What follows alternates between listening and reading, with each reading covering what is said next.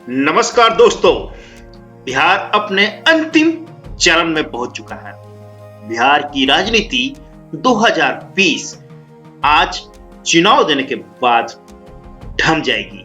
बिहार विधानसभा चुनाव 2020 का ये विधानसभा अपने नए नवेले सरकार का इंतजार करेगा 10 नवंबर 2020 को।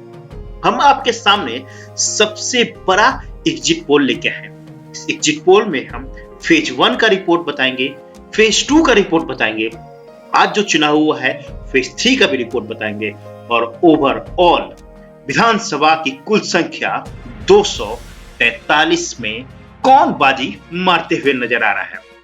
एक तरफ तेजस्वी तो आखिरी चुनाव की बात करने वाले नीतीश कुमार क्या आखिरी बार भी सरकार बना पाएंगे। बिहार विधानसभा चुनाव अपने रोचक पोजीशन पे पहुंच चुका है।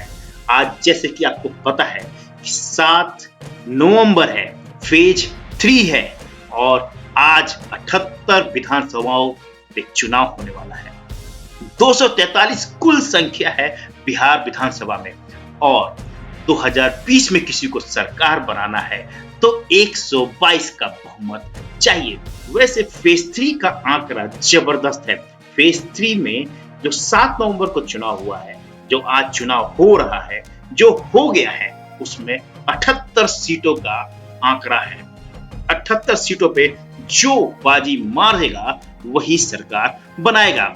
फेज 3 का जो सबसे रोचक तथ्य है यहाँ पे पूर्वांचल जो सबसे जबरदस्त है। 7 नवंबर को जो चुनाव हो रहे हैं वो 15 जिलाओं में हो रही है और 78 विधानसभा सीट में हो रहा है। और आपको तो पता ही है ये अंतिम और आखिरी चरण है। इसमें 1207 उम्मीदवार चुनाव मैदान में अपनी किस्मत आजमाने को बैठे हैं।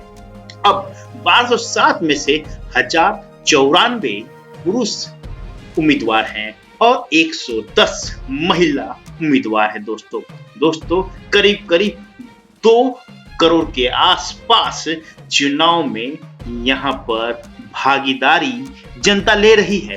उसमें से करीब 53% पुरुष है और 46% के आसपास महिला भी पार्टिसिपेट कर रही हैं, किसी को जिताने के लिए तो कोई हराने के लिए। अब दोस्तों जो सबसे इंपॉर्टेंट है कि चुनाव कहां और कब कैसे हो रही है। इन 5 जिलाओं में चुनाव हो रही है आखिरी लेवल पे। पश्चिम चंपारण, पूर्वी चंपारण, सीतामढ़ी, मधुबनी, सुपौल, अररिया, मधुपेरा, पुरुलिया, कटिहार, किशनगंज, सहरसा, दरभंगा, वैशाली, मुजफ्फरपुर और समस्तीपुर। 7 नवंबर यानी आज 78 सीटों का चुनाव इन स्क्रीन पे लिखे हुए नामों पे यही विधानसभाओं पे चुनाव हो रहा है। दोस्तों अब जो हमारे पास सोर्स से पता चला है कि आज शाम तक जो वोटिंग प्रतिशत होगा, दोस्तों आज जो हमें पता चला है, जो हमारे सोर्सों से पता चला है कि वोटिंग प्रतिशत करीब 54 के आसपास ही होने वाला है।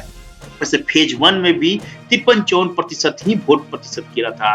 फेज 2 में भी 53-54 के आसपास और उसी अनुमान से फेज 3 में भी 54% के आसपास ही वोट गिरा है। दोस्तों सबसे इंपॉर्टेंट कि हम यहाँ पे सबसे पहले आपको रिकॉल कर दें, 28 अक्टूबर को 71 सीटों पे चुनाव हुआ था, पहला विधानसभा चुनाव। उसमें बीजेपी को और बीजेपी गठबंधन को 25 सीटें मिली थी, अन्य को यहाँ पे 3 सीटें मिली थी और यहाँ पे बाजी मारा था 71 सीटों में से आरजेडी कांग्रेस गठबंधन को 43 सीटें। तो फेज 1 में आरजेडी कांग्रेस के गठबंधन को 43 सीटें मिली थी 71 में से। तो 243 कुल सीटें हैं और 122 के बहुमत के लिए 28 अक्टूबर को 71 सीटों पर जो चुनाव हुआ था उसमें करीब 43 सीटें हमारे एग्जिट पोल से आरजेडी गठबंधन को मिला है और 25 सीटें मात्र बीजेपी जेडीयू गठबंधन को मिलते हुए नजर आ रहा है हमारे एग्जिट पोल में। दोस्तों दूसरा चरण 3 नवंबर को हुआ था और 94 सीटों के लिए हुआ था और इसमें बीजेपी जेडीयू गठबंधन बढ़त के साथ थी। 45 सीटें हमारे एग्जिट पोल में आ रहा है और आरजेडी कांग्रेस गठबंधन को हमारे एग्जिट पोल में 40 सीटें आ रही हैं।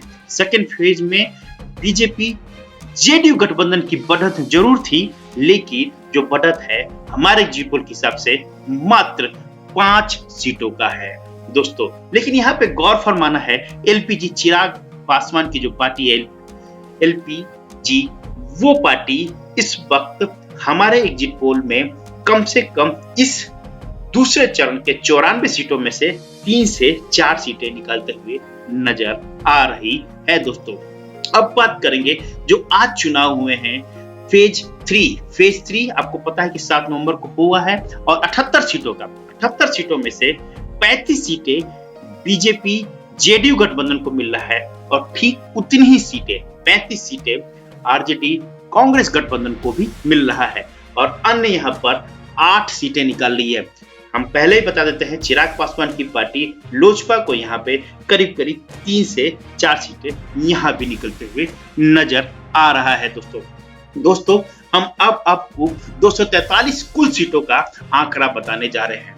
तो इसका मतलब ये है कि बिहार विधानसभा चुनाव में अब की बार किसकी सरकार बनेगी, इस बार बिहार की गद्दी में कौन बैठने जा रहा है, वो आपको हम अपने एग्जिट पोल में बताने जा रहे हैं। सबसे पहले बता दें अन्य, जिसमें रालोसपा के उपेंद्र कुशवाहा हैं, पप्पू यादव हैं, चिराग पासवान हैं, एआईएम हैं, इन सब को मिला के 20 सीटें आ रही है और हमारा एग्जिट पोल बता रहा है यहाँ पे लोजपा को करीब 6 से 8 सीटें मिलते हुए नजर आ रही है 243 में से।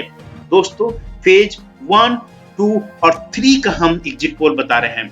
1, 2, 3 एग्जिट पोल में यहाँ पर सबसे बड़ा एग्जिट पोल है, अन्य को यहाँ पे 20 सीटें मिल रही है, जिसमें से एलजेपी को 6 से 8 सीटें आराम से आते हुए नजर आ रही है। हम फेज 1, 2, 3 का तीनों कैलकुलेशन करने के बाद 243 में से बीजेपी जेडीयू गठबंधन को 105 सीटें मिल रही है दोस्तों।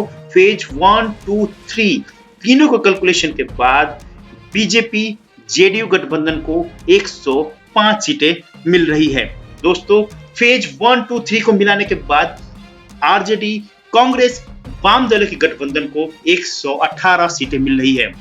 अब सवाल बनता है कि 243 में से 122 के जिसके पास बहुमत होगी उसकी सरकार बनेगी और हमारे एग्जिट पोल से यहाँ पर आरजेडी कांग्रेस गठबंधन को 118, बीजेपी जेडीयू गठबंधन को 105, अन्य को 20, तो यहाँ पे पूर्ण बहुमत किसी को नहीं मिल रहा है। तो इसका मतलब ये है कि अन्य के जो 20 सीटें हैं वो जिसको सपोर्ट करेंगे, मतलब कि यहाँ पे 4 सीटें कम है आरजेडी और कांग्रेस गठबंधन को, वो 4 सीटें अन्य में से जो देगा वही वहां पे, तो हमारे एग्जिट पोल के हिसाब से सरकार यहाँ पर किसी को पूर्ण बहुमत नहीं मिलती हुई नजर आ रही है, लेकिन सरकार बनने के चांसेस यहाँ पे ज्यादा दिख रहा है आरजेडी कांग्रेस गठबंधन को, और अन्य से 4 सीटें वो मिला लेते हैं अपने में, तो डेफिनेटली यहाँ पे आरजेडी कांग्रेस की सरकार बनते हुए नजर आ रही है हमारे एग्जिट पोल पे। लेकिन इस वक्त जो हमारा एग्जिट पोल है 122 के आंकड़े से मात्र 4 सीटें पीछे है आरजेडी कांग्रेस गठबंधन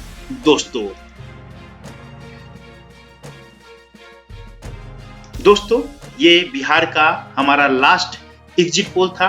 इसके बाद हम वेस्ट बंगाल और असम के ओपिनियन पोल के साथ आएंगे। ये वीडियो आपको कैसा लगा प्लीज कमेंट बॉक्स में अपडेट कीजिएगा, लाइक कीजिए, शेयर कीजिए, सब्सक्राइब कीजिए, बेल आइकन को जरूर प्रेस कर लीजिएगा। हमारी तरफ से जो भी नया वीडियो जाए उसका नोटिफिकेशन आपको जरूर मिले दोस्तों। मिलते हैं नए टॉपिक के साथ, तब तक के लिए जय बिहार।